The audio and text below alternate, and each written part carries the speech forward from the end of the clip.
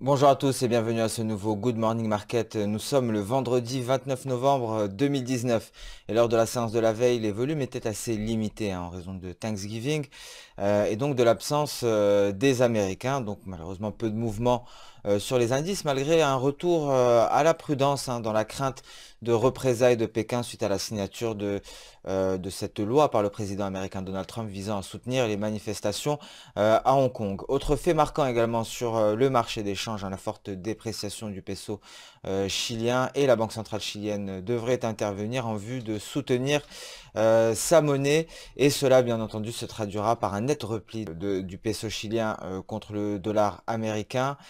Cela devrait intervenir à partir de 13 heures et à la même heure nous prendrons connaissance de la production industrielle au Chili. Donc fort mouvement, fort repli du dollar américain face au peso chilien attendu en début d'après-midi. À noter également que la séance américaine sera écourtée et prendra fin à 18 heures aujourd'hui. Alors nous allons passer sans plus tarder sur le calendrier économique du jour. Donc aujourd'hui, un calendrier économique allégé en termes de publications majeures. À noter que nous prendrons connaissance du PIB au Canada, ce qui pourrait être source de volatilité sur l'USD-CAD. L'USD-CAD que nous gardons sous surveillance, une paire de monnaie qui a réintégré un range qui datait de cet été et donc qui pourrait aller rallier la borne supérieure de ce rectangle. Alors nous allons passer sans plus tarder sur la plateforme X Station 5 et nous allons débuter par le peso chilien aujourd'hui.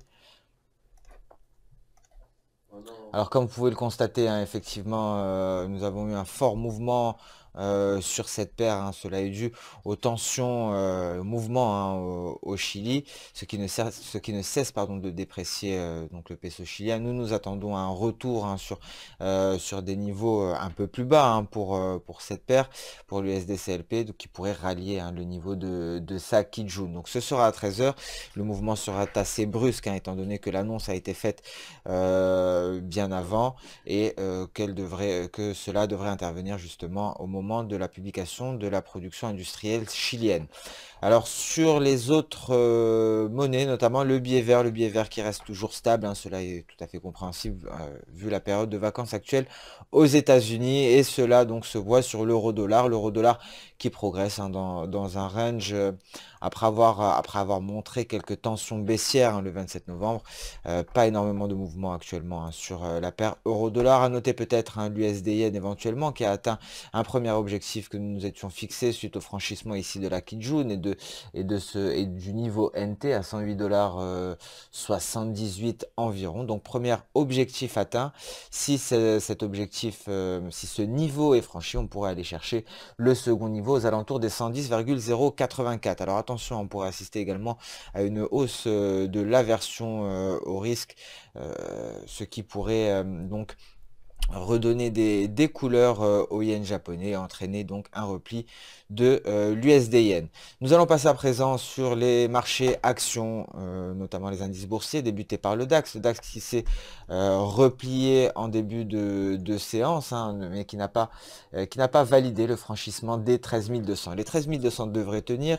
C'était un test, nous avons pris connaissance de données en provenance d'Allemagne inférieures aux attentes ce matin, mais cependant ce mouvement baissier a été immédiatement retracé et l'indice allemand est proche de son cours d'ouverture. Le CAC 40 progresse en territoire positif après avoir testé peu après l'ouverture les 5880. C'est bien le seuil que nous gardons sous surveillance, un seuil majeur car un franchissement des 5880 pourrait ramener le CAC 40 sur sa Kijun journalière, même si à noter qu'il y a cette zone ici de support qu'il faudra franchir avant de rallier la Kijun et seul un franchissement de la Kijun nous alerterait d'un retournement baissier.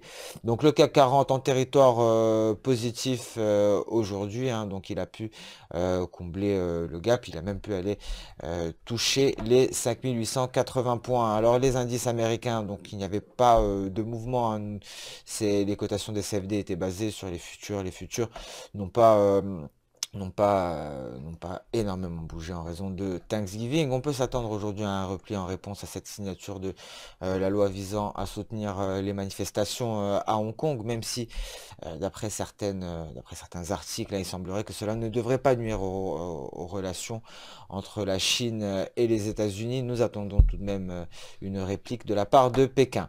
Nous allons passer à présent sur le marché des matières premières. Alors le gold, hein, qui est toujours sur son niveau de support à 1455 et n'évolue pas, hein, malheureusement. L'or est assez ennuyeux et ne se décide pas et reste dans sa borne, dans sa zone de neutralité. Le pétrole WTI également qui oscille autour des 58 dollars, hein, malgré le rapport sur les stocks hebdomadaires de brut. Donc pas de mouvement également à ce niveau. Le café, hein, pourrait peut-être progresser à la hausse. Nous avons assisté à un repli de l'USD BRL, hein, un repli qui n'est pas conséquent. Le SDBRL est allé chercher uniquement sa Tenkan et pourrait prendre appui dessus pour continuer à progresser à la hausse. En revanche, hein, si le SDBRL se replie et réintègre ici, repasse en dessous des 4,18, on pourrait venir franchir cette zone de résistance pour le café. Ce Good Morning Market touche à sa fin. Je vous remercie d'avoir suivi avec attention. Je vous donne rendez-vous dès lundi pour un nouveau point marché. En attendant, je vous souhaite une excellente journée, une bonne séance de trading. N'hésitez pas à liker, commenter ou même partager cette vidéo.